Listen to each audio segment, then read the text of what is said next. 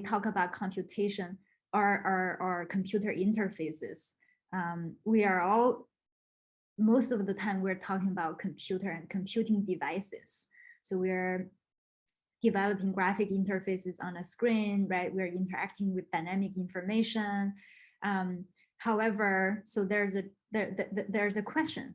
So can computation be tangibilized? Can computation exist in the physical environment?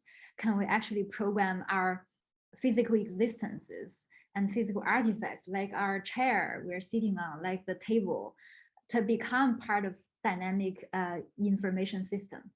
So how can our chair become smart, and response depends on the posture I'm sitting on it. The chair will change the shape to give the best the ergonomics. So this is also an interface. So this is also information, is embodied in information in the physical world. So I consider morphing matter as one potential technique to realize this kind of embodied information in the physical environment. We can also call it embodied AI. And morphing matter can be used to design interfaces, but also robots, for example. So this is built on a general notion that physical material is constantly changing. It's not always static, materials are morphing. So this is true for our physical environment. If you think about the tide, the water, the air, and also even the sand, they are constantly evolving. And us as human beings, we are evolving as well. Wrinkles are coming out, sizes are changing through time, and some morphing happens within one lifespan, but some can go beyond one lifespan. In that sense, evolution itself is a type of morphing as well. And they are physical in existence, and they are morphing matter. So not only dead thing, but also living things, right? Like our plants, our animals, and even ourselves as human, like I mentioned, they are all one type of morphing matter. So if you started to use the lens of morphing matter to observe the physical world, everything is morphing. Even the static table where your laptop sits on right now, they are morphing. If you see the wood wears out, right? The corners become less and less sharp through time. These are morphological changes through time as well. And as long as there's energy dynamics, so there's input, there could be morphing. And in terms of the morphing matter in the context of human-computer interaction, we're talking about the engineer of the morphing matter, but also the sort of the design solutions or design use cases of morphing matter. So generally, when you think about designing a physical material that's dynamic, you are thinking about energy stimuli, for example, water, heat, or light. And you are thinking about a physical material. So most of the times there are some sort of composites or some kind of structure. So for example, a bilayer something, or there's lattice structure or surface grooves. So these are the composition. And finally, in morphing matter design, we cares about the property. So yeah, once you receive input stimuli, what is the output you want? This could be elasticity, swelling ratio, shape changing, color changing, or opacity changing. A material become opaque from being transparent. If you think about it, when we program information on screen, we're pretty much displaying those information in a RGB pixel. So that's color changing. But when you are thinking about programming physical matter, there are suddenly more physical properties you could dynamically change as output. Not only color anymore, but also stiffness, for example. And an important component of morphing matter design is how those morphing matter is used. For example, for art, for fashion, for learning, for eating, for transportation, etc. For this class sake, so we are very interested in applying morphing matter for inclusive design. We will have a lecture to talk more about inclusive design, what it is, what are the methods to make your design inclusive, and how to combine morphing matter to think about inclusive design, but later on. And again, so this figure also shows partially how our lab is going to be organized. Technically speaking, morphing matter is concerned of the input and output and also the composition, as I mentioned. And these are just on this table, there are more examples. So for example, a piece of paper due to the stimuli of light with a composition of black and white part on this piece of paper could induce a origami transformation self-folding behavior as the output. So I am using the terminology of input, composition, and output to interpret the technical strategy of designing morphing matter in general.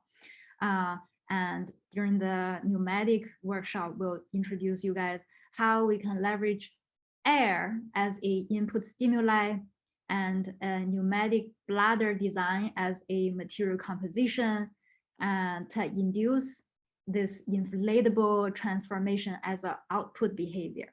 And again, when I talk about morphing matter in this three components way, right, I'm not talking about design.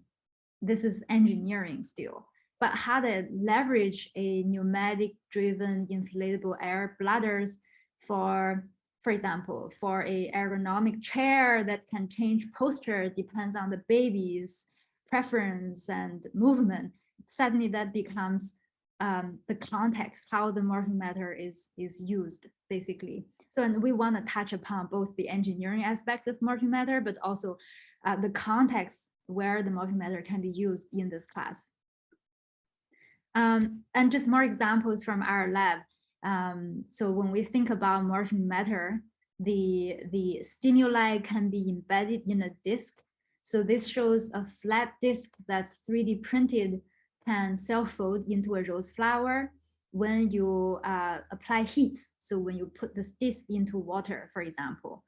And this just shows a hidden force image of that same disk. So in professional term, this is a finite element analysis of the plastic disk, and the color represents sort of the hidden forces. The red part means there are stronger hidden force. So once you trigger it with the stimuli, the force will release, and that part will either shrink or expand. That basically causes the self-folding behavior. And again, morphing matter as an inherent topic is very physical. So a lot of you guys mentioned you love make hands-on, you love make physical things, you're very hands-on, then this is a perfect course for you. There are a lot of physics.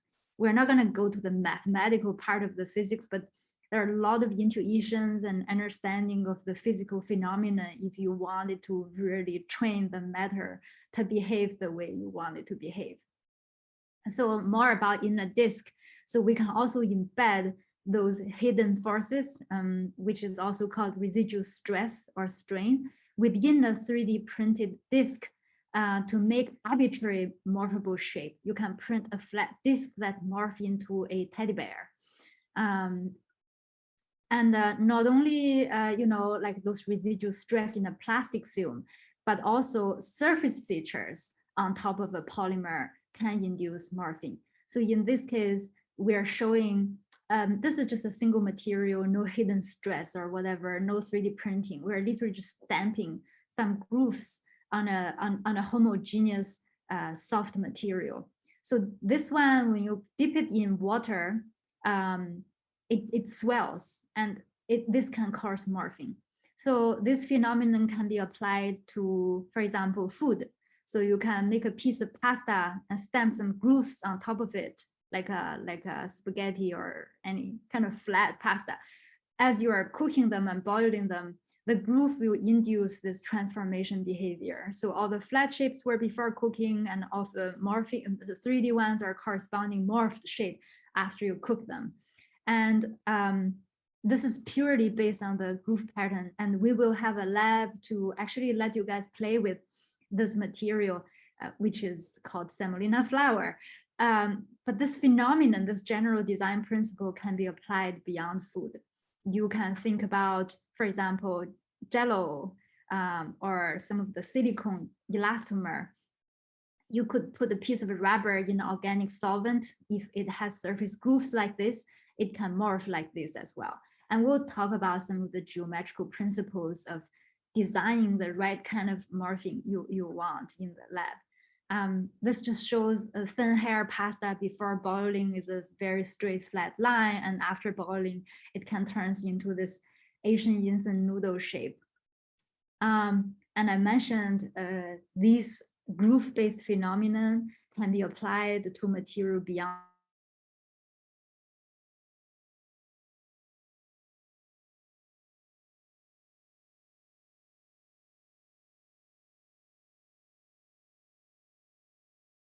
food.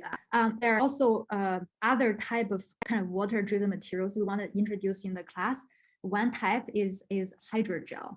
So we call it between beads. This is also a very easy to achieve kind of a morphing phenomenon, which we will introduce in the lab.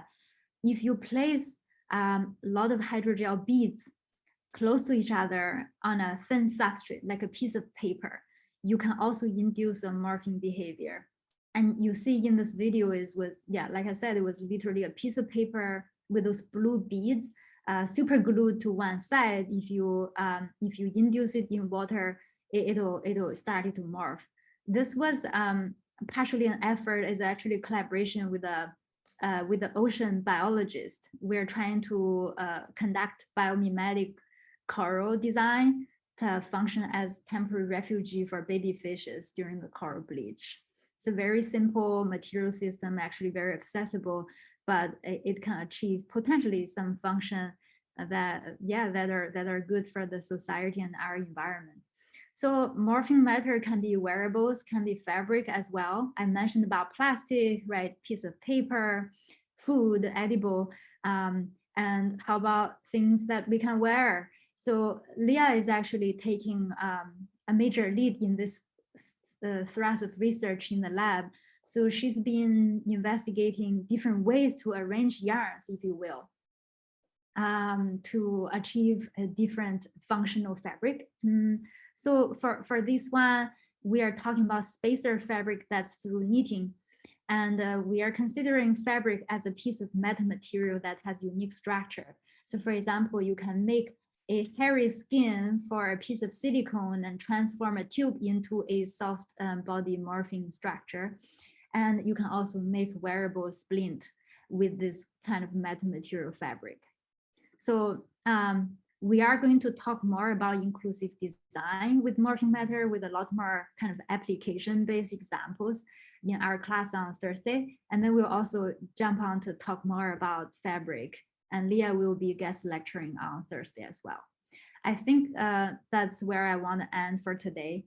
And those slides are available online, and there are more resources always for most of the lecture slides. If you're interested in learning more about the subject, you can also check some of the links we have here.